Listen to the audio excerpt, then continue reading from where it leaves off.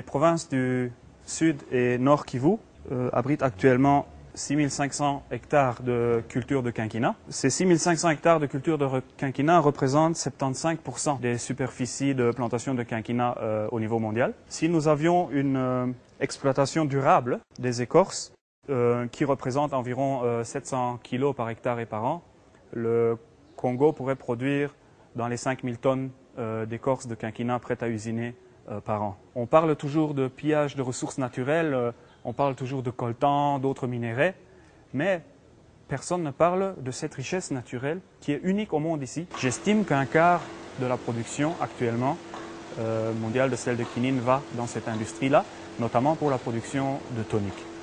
À partir du moment où il y a cette surexploitation, si elle continue, il risque d'y avoir une carence réelle d'écorce. Automatiquement, les prix vont augmenter. À mon avis, ça aura deux conséquences. De un, le peu de sel de quinine qui seront encore sur le marché mondial vont plutôt aller dans l'industrie de boissons, parce que c'est des produits qui se vendent surtout en Europe, aux États-Unis, donc c'est des prix assez élevés et c'est intéressant pour l'industrie.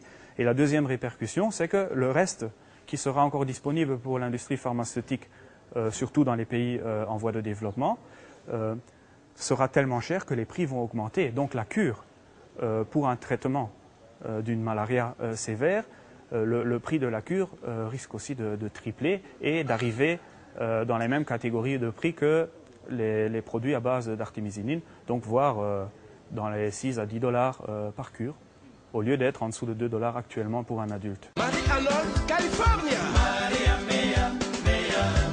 Top niveau à Willow Lumumba. Maria mea, mea. Ndali Kimoko. Misapizanga Mabaku.